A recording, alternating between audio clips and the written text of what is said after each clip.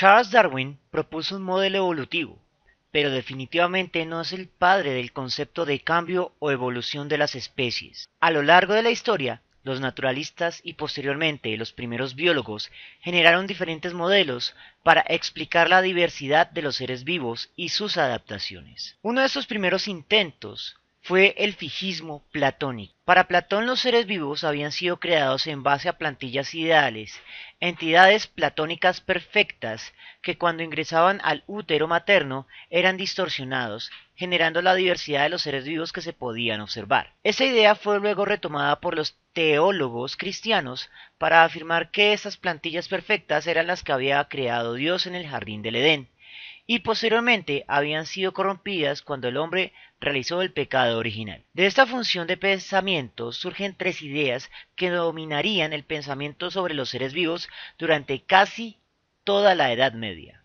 El esencialismo, que es la noción de que las especies obedecen a tipos ideales e inmutables que han sido creados por el demiurgo, Dios o el diseñador inteligente. La escala natural, la idea de que los seres vivos se organizan de forma lineal, desde lo más perfecto a lo menos perfecto, con el ser humano, masculino, en la cima. Y finalmente, la teleología, la idea de que los seres vivos han sido creados de forma explícita e intencionada para cumplir un rol concreto. La palabra evolución viene de la raíz latina evolutio, que significa desenvolver un pergamino. En otras palabras, es una analogía. La analogía en este caso hace referencia a expandir lo que está contenido como un potencial. Este desarrollo de un potencial fue aplicado originalmente en 1762 por Charles Bonnet para ser aplicado a las ideas preformacionistas de la herencia. En otras palabras, evolutio se aplicó para describir el desarrollo embrionario de los seres vivos, pero con el tiempo fue ganando más y más generalidad. Posteriormente, en el siglo XVIII, el filósofo francés Georges-Louis Leclerc, conde de Buffon, uno de los filósofos naturales más influyentes de su tiempo, sugirió que lo que la mayoría de las personas se refería como especies tipológicamente distinguibles e inmutables no eran más que variedades bien definidas al interior de un grupo más general, las cuales se habían modificado debido a factores ambientales. En otras palabras, tomando la taxonomía de Linneo, sugería que los grupos en los que se clasificaban los seres vivos habrían tenido una existencia como si se tratara de un ancestro común tipológico.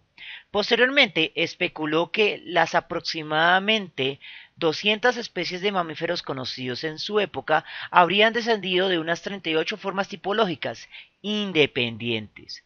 Las ideas evolutivas de Buffon eran limitadas. Él creía que cada forma original tipológica se había formado mediante generación espontánea, siendo estas moldes tipológicos a los que los seres vivos se asemejaban parcialmente. Los trabajos de Buffon buscaban explicar a la naturaleza mediante mecanismos naturalistas, cuestionando la idea de que todas las especies fueran entidades fijas e inmutables. Su trabajo influiría en otros filósofos e historiadores naturales en los tiempos por venir. Ahora, si Buffon es el padre real del concepto de evolución y de ancestro común, aún nos falta un modelo o mecanismo. Y ahí es donde entra Jean-Baptiste Pierre Antoine de Monnet, caballero de Lamarck, o simplemente Lamarck. Propuso en su obra Philosophique zoologique en 1809 una nueva y radical teoría sobre la evolución de las especies. Lamarck no creía que todas las especies compartieran un solo ancestro común, aunque se alineó con Buffon en el sentido de que algunos grupos de especies altamente relacionados sí debieron descender de un ancestro común. Hasta aquí nada nuevo. El punto de Lamarck es su énfasis en el proceso que permitía la evolución, es decir, el mecanismo. Para Lamarck existían fuerzas vitales que influían en los seres vivos en la medida en que estos ejercían su lucha por la existencia, pero que no se podían ver al igual que la gravedad.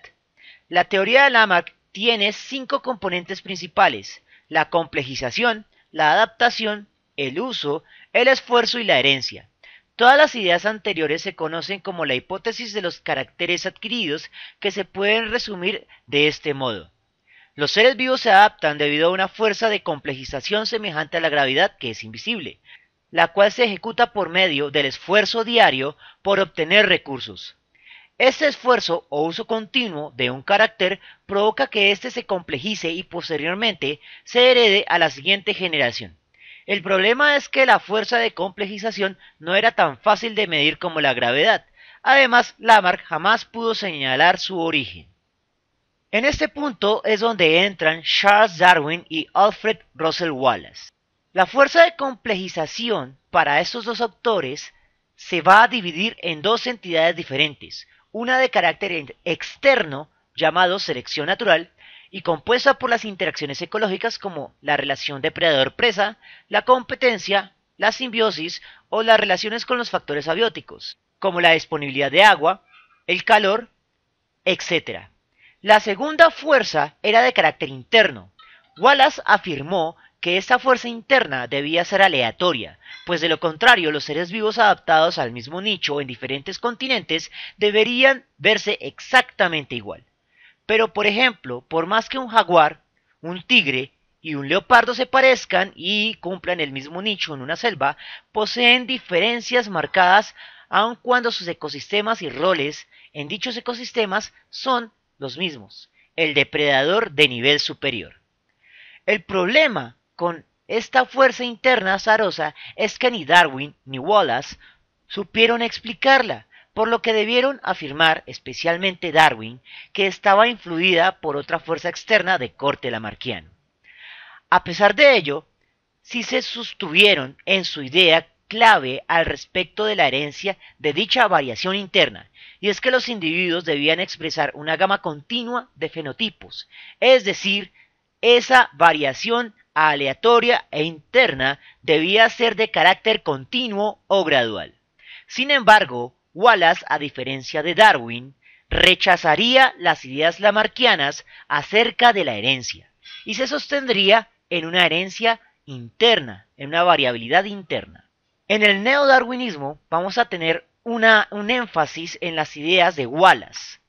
En esta etapa del desarrollo de la teoría evolutiva puede ser rastreado más allá de Wallace a otro biólogo del siglo XIX, August Weismann, que proveyó evidencia experimental en contra del principio lamarckiano de herencia blanda, externa, influida por una fuerza vital, y además propuso que la reproducción sexual era la verdadera responsable de que en cada generación tuviéramos formas nuevas y variables con respecto a la anterior. La selección natural actúa sobre esta variación y determina el curso del cambio evolutivo. Wallace incorporando completamente los aportes de Weismann y fue desde entonces uno de los primeros proponentes de este nuevo darwinismo que rechazaba de manera radical al lamarckismo y por lo tanto se lo llamó precisamente neodarwinismo. Weismann se dio cuenta de que los gametos eran la clave, ya que la variación al no provenir desde afuera debía emerger en algún punto en la línea de células que daba lugar a la reproducción, es decir, óvulos y espermatozoides. En este caso, la selección natural solo puede eliminarlos, mas no induce la formación de variables heredables. Sin embargo, este nuevo darwinismo o neodarwinismo tuvo que enfrentar una crisis notoria con el auge del mendelismo. El desarrollo de la teoría de la herencia discreta o mendelismo llevó a muchos biólogos mendelianos a negar de plano la variación continua de los caracteres, por ejemplo, intentando encajonar la variación continua del color de la piel humana en solo 3 o 4 categorías raciales para poder intentar modelarlas en un sistema mendeliano simple o saltacionista, sin intermedios. Estas ideas hicieron también su irrupción en las teorías evolutivas, ya que si se negaba la variación continua, la evolución neodarwinista no tendría sustento. Hay que tener en cuenta que este saltacionismo también es una teoría evolutiva en derecho propio e igual de naturalista, solo que no era gradual. Este saltacionismo podía tener dos variantes. Uno neolamarquiano, en el que los saltos siempre perfeccionaban a su antecesor y era llamado ortogénesis y se modelaba con esquemas como la marcha de los primates. Y otro de corte mutacionista aleatorio, en el que el salto no era ni bueno ni malo, sino que dependía del ambiente. El descubrimiento de Hugo de Vries de una mutación de salto de especie en la planta de Onagra, junto con el éxito de los mendelianos, hizo que durante los años de 1900 a 1915 el neodarwinismo estuviera casi al borde de ser eliminado de los escritos serios de los biólogos, y a este periodo de tiempo en general se lo conoce como la crisis del neodarwinismo. Y el autor más prominente de esta época fue William Bateson. Aunque el mendelismo es útil para casos concretos, los mendelianos se enceguecieron al tratar de encajonar caracteres continuos en cajones discretos.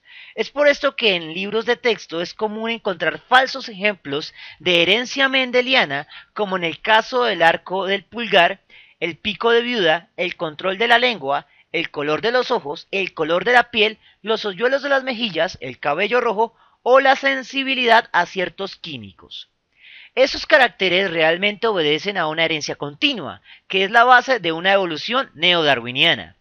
Otro detalle que conllevó a ignorar a las malas a la herencia continua darwiniana fue el hecho de querer encajonar a la población humana con herencia continua en cajones discretos mendelianos llamados razas.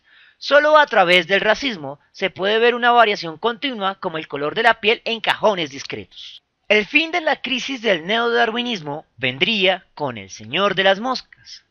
Aunque inicialmente escéptico ante conceptos como el mendelismo en los animales o el neodarwinismo, Thomas Hunt Morgan logra vincular la herencia continua a través de fenómenos mendelianos de caracteres poligenéticos. Si un solo carácter como el color de la piel estuviera vinculado por más de un solo gen, y los heterocigostos manifestaran rasgos de dominancia intermedia, no es difícil racionalizar una expansión algebraica simple. Con un solo gen y dos alelos tendríamos tres fenotipos. Con dos genes y dos alelos, los fenotipos serían 9. Con tres genes, los fenotipos serían 27. Con cuatro genes, los fenotipos serían 81.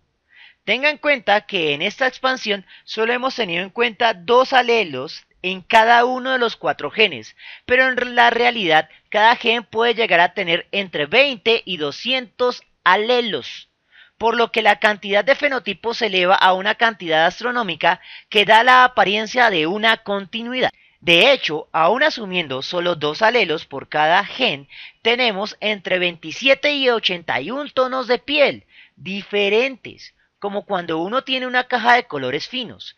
Aunque cada lápiz de colores es discreto, como hay muchos y cada uno varía solo sutilmente, se genera la apariencia de continuidad de la que hablaban los neodarwinistas y darwinistas originales. De esta forma, la selección natural opera eliminando combinaciones de alelos específicos, mientras que la mutación y la recombinación generan nuevas variantes al azar de manera aparentemente continua. De esta manera el mendelismo no era una teoría opuesta al neodarwinismo, sino más bien un caso especial. El caso especial más fácil, y que podía modelarse matemáticamente de manera más sencilla. Morgan y sus alumnos dejaron de esta manera sentadas las bases para fusionar a la evolución neodarwiniana y a la genética mendeliana en un solo cuerpo que sería llamado años más tarde la síntesis moderna o teoría sintética de la evolución. Pero ese tema lo veremos en lecciones posteriores. Por el momento espero que les haya gustado y nos vemos en una próxima oportunidad.